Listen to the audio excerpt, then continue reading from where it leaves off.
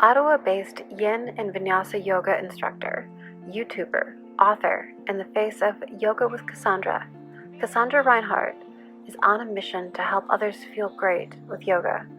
As one of the first yoga instructors to embrace online teaching, her channel has grown to more than 1.9 million subscribers. In this conversation, we meet on the mat to hear the story behind the story. Thank you for joining me on the mat today, Kassandra. Before we start our conversation, I'd love to speak about the pose we are in, butterfly. So, can we start out with you sharing how to do this pose properly and also its purpose? Because I've always wondered what the benefits of butterfly are. Sure. So butterfly pose, the Sanskrit name being Baddha Konasana. It's also sometimes called cobbler's pose or bound angle pose. It is a hip opener, one of my favorite hip openers because it tends to be suitable for all experience levels. So nice and simple. We take a seat and you're simply bringing the soles of your feet together to touch and letting your knees fall open. And each person gets to really decide and adjust how close they want their heels to be towards the groin or how far away. They'll have a different sensation. So the closer in you bring your heels, the more you'll really feel this throughout the inner thighs and throughout the adductors. Whereas bringing your heels further out, especially if you initiate a forward fold, you'll probably feel it a little bit more on the outer hip. So a little bit of a different area being targeted, but regardless, we are working the hip overall. So a great pose to encourage some flexibility through the lower body. And if we add a forward fold, which is generally how the pose is practiced, either in an active way where we're engaging, strengthening our muscles, lengthening the spine, contracting, hugging muscle to bone, and folding forward with a flat back. That's one way. You can also do a yin yoga version of butterfly pose. I am a teacher of yin yoga, so I do like the yin version where you just let yourself relax and soften. And in that case, it'd be okay for your spine to round. And then while you're also for sure getting a nice stretch through your hips, you might also be getting a stretch along the spine, a nice little stretch along your back. So just a really lovely pose. This is great for people who have maybe more of a limited range of motion. You can also make it a lot more accessible if you find that you're rounding and falling backwards. Often people will feel like they're falling back and they have to grip to move forward and to tilt their pelvis. You can just lift yourself up by sitting on a few blankets or on a pillow, on a bolster, on a block.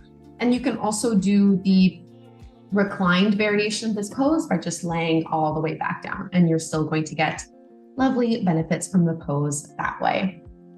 Nice. It's one of my favorite poses, I will say. It's really nice. Yeah, it's really nice. It's nice because it's one of those where you can easily hold it, I find, for an extended period of time without needing to use too much strength or exert too much energy. And still getting lots of benefit. Yeah. Well, thank you for that. And now I know, and I can say I am doing this butterfly properly. Yeah. When it comes to yoga, we're all a little bit like butterflies in that way, that we start as one thing and then become another. Today, you are a yin yoga expert, a YouTuber, an author, but I want to know when your yoga journey began. Like, when did you first step on a mat? Yeah. So my little caterpillar phase was, I think it was 2008 is around the first time that I stepped around a yoga mat. So I would have been around 18 years old. And I just started very naively, very innocently, not really knowing really anything about the practice of yoga. It was just recommended to me by a friend. I was a dancer at the time, doing a lot of ballet and struggling with the sport, feeling very stiff, and feeling like I had a lot of weakness in my body in certain areas. So someone just recommended yoga. They had started it, they really loved it, and they thought, give it a go, maybe you'll enjoy it. So I was really thinking about it purely from a physical perspective and physical lens. I did not know the richness, the history, the philosophy of yoga. I just thought, okay, there's a yoga studio nearby. So I just kind of dropped into a yoga class and I enjoyed it, but I didn't really fall in love until probably 6 months to a year later of doing various drop-in classes. It wasn't really until I found like a teacher I really connected with and a style or two styles of yoga that I really connected with, that things really fell into place. And then I really discovered like the richness of the practice and became a little bit more obsessive about it. And then a teacher in 2013. So a few years later, I started my teacher training, got certified, started teaching, and started my YouTube channel in 2014. So it all kind of slowly evolved over the years in that way. Now in 2022. And now here we are on this mat together. Yeah. So there are those that do yoga, and then there are those that direct it, like yourself. So what was it though that made you want to be more than a student and a teacher instead? It's a good question, but I mean, I will always think of myself as a student first. I'm a student who happens to teach from time to time. But there's just so much to learn. I feel like it'd be a little bit, I almost feel arrogant at times, like calling myself a yoga teacher, just because I'm still very much learning. But I was always really drawn to teaching in some form or another. I really like the various elements of it. I don't know, I really like guiding people through something. It felt like a natural fit for my personality. And I'm really not saying that in a way to sound like conceited or arrogant, but I just think teaching played to my strengths, which is a good thing. So it felt easy for me to lean into that. I've always thought that like communication, public speaking is one of my strengths and also something that I really enjoyed. So I felt like there was a good fit there, a good fit. And then, at the time in 2012, I wasn't searching for a yoga teacher training, even though I kind of had it as an idea in the back of my mind that it would be fun, maybe challenging. There was like this little voice that thought, I would love to be at the front of this room one day and teaching my own yoga classes. I was still quite insecure about it and not sure if I was ready, if I was capable, if I was good enough, if I was smart enough. So many insecurities. I only really signed up to my teacher training because the teacher I was studying with, primarily Louise Cameron, announced that she was going to be leading a small and intimate teacher training. So I thought, well, I'll just take it. I'll just sign up, and whether I teach or not, I wasn't trying to think too far ahead. Mm-hmm. I'll dip my toe in the water. I'll learn more about this practice that I love so much. I'm already trying to devour and consume as many books as I can on the subject. So let's just commit to teacher training. And pretty early on in that process, I realized I'm definitely going to teach after this. This is for me. So it just aligned quite well, I think.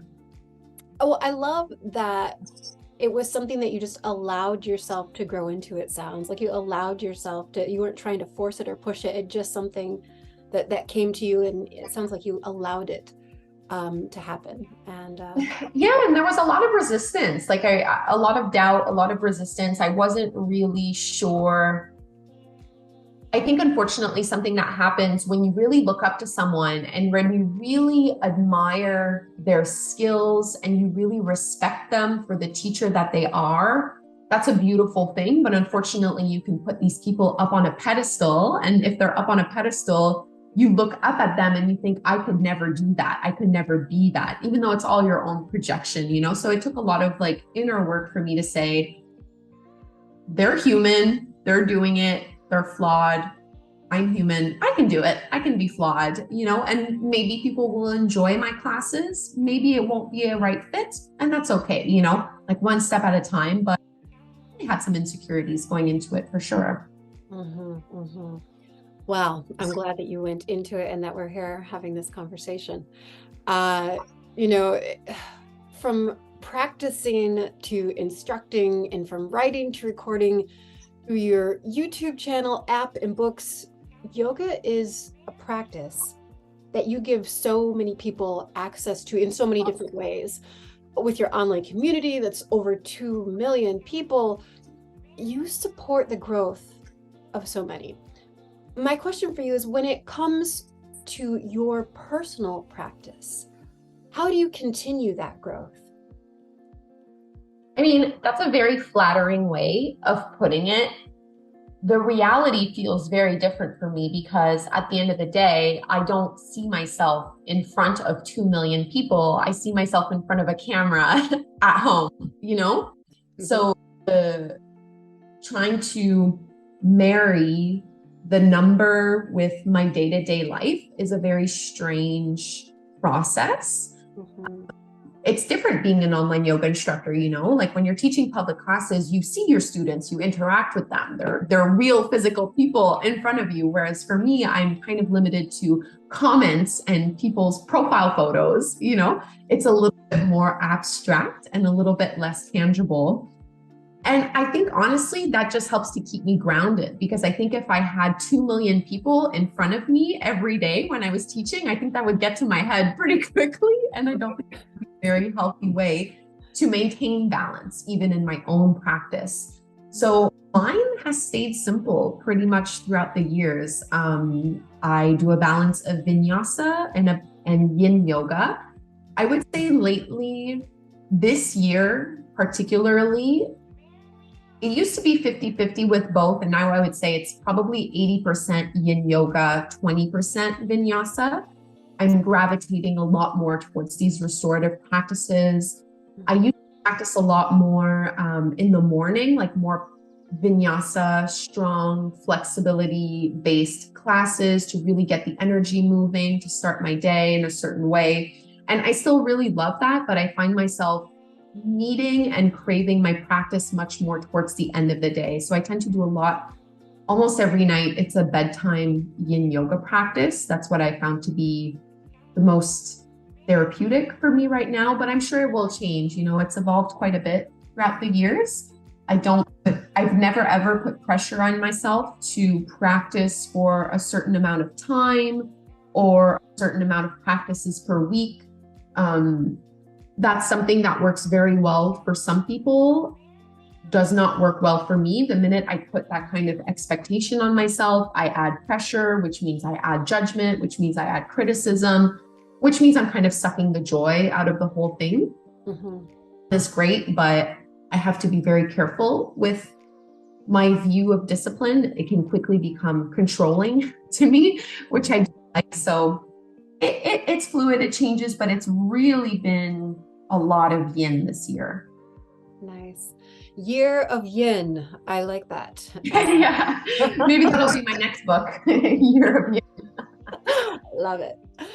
So here's a quote that's one of my favorites. We delight in the beauty of the butterfly, but rarely admit the changes it has gone through to achieve that beauty. And that's from Maya Angelou, one of my favorites. From when you started up to now, how has the practice of yoga changed you, Kassandra? And I mean as a practitioner of yoga, but then also as a person. Oh man, I feel like it's easier to think about the ways it hasn't changed me or what has stayed the same, because it really has. I think it's provided me with a new take on life, a different perspective. In my personal day-to-day life, the greatest impact has been on my ability to manage stress and anxiety. That's like a very practical application for me. But of course, anyone who struggles with anxiety will know that it can feel huge and overwhelming, and it can have really long-lasting and wide-spreading effects on your life. So having yoga as something else in my toolbox to help manage that was a huge game changer. That is why I practice yin so much, even though other styles of yoga are phenomenal as well for managing stress and anxiety. But for me, yin was the greatest one, especially with insomnia as well. Practicing yin at night was really helpful. And, you know, from a wider perspective, I think it just gave me a different outlook on life, a greater sense of connection to other people, to something that is greater than me, a way of not necessarily like completely eradicating my ego or anything like that, but just an awareness around my ego, an awareness of when it's taking over and taking control and what that means to me in my life. And I think it's just given me something to turn to in a time of need. You know, it's just something that I know I will always have when times get a little bit tough in some form or another. And it's also something that I can turn to when things are going really good. And maybe I am starting to feel my ego get a little bit inflated and my head get a little, you know, big. It's a great anchor, a great way to ground yourself. Mm-hmm. Also a great source of solace for me, for sure. Nice. You know, so there's so much that I love about yoga, from the release on so many levels to the strength that you find in its simplicity. Kassandra, of all the things that there is to love about yoga, if you had to pick one thing, just one thing, what would be your absolute favorite thing about yoga? Number one, if I had to just narrow it down, the best thing about yoga to me is that it works on health from all of its different facets. Mm-hmm. Physical, mental, emotional, spiritual health. It's this all-in-one package deal. That it's hard to find that with any other movement modality, to me anyway. Yeah, no, I hear you. It's like your whole person is involved in this in all the levels. So yeah, that's awesome. So because I love words so much, I appreciate that yoga is referred to as a practice. And while it's said that practice makes perfect, your personal practice never needs to be perfect. It only needs to be yours, which is why they call it a practice. It's not a perfection. Your yoga perfection. No, it's your yoga practice. So now, last question for you today, Kassandra, is for those who are just getting started with yoga and they're finding themselves struggling with their own imperfections and not getting things just right, what advice would you give them? I think physical goals will only motivate you in the short term. And I would encourage people to embrace the practice from a place of wanting to just care for themselves or wanting to just do something because it feels really good to do it. Not necessarily because they're trying to change or fix something. And I'm not knocking that. There's a time and place for that as well. But I think if you're looking in terms of like building a practice that can support and sustain you throughout your life, you will get older, your body will change. Some things will get a lot easier over time. Some things will just get harder and harder over time. Yoga is supposed to be something that allows for all of that to exist and all of that to happen. A place where you can meet yourself exactly as you are.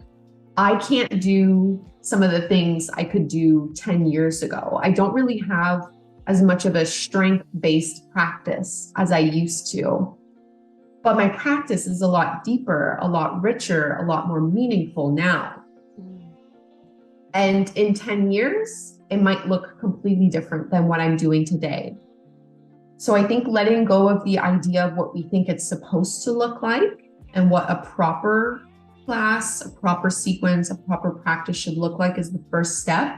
And honestly, when it comes to beginners and people who are new to it, it can be so intimidating and so overwhelming.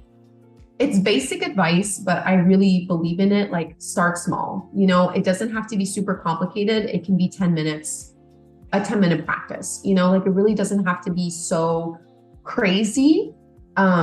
Because again, that might motivate you in the short term, but once that high wears off, what's going to keep that fire burning? You know, so like a slow fire that you can keep stoking throughout the years, I think is best. So some days you'll have a lot of energy, some days you won't. How can you meet yourself where you are and accommodate that without judgment, without criticism, you know, without too much expectation? I love that advice so much. And I love how the way you said it, you can meet yourself where you are. And thank you. Thank you, Kassandra, for helping me with understand the butterfly a bit more and understand. Are you feeling it? I am. I'm like, man, I might have to change this in a moment, but it does feel very nice. Thank you for sharing your story. Thank you for helping all of us just become a bit more aware now. Thank you so much. Thank you. This was so lovely. Thanks for having me. Oh, sorry. I didn't do this properly. Namaste. Thank you very much. Thank you, Kassandra.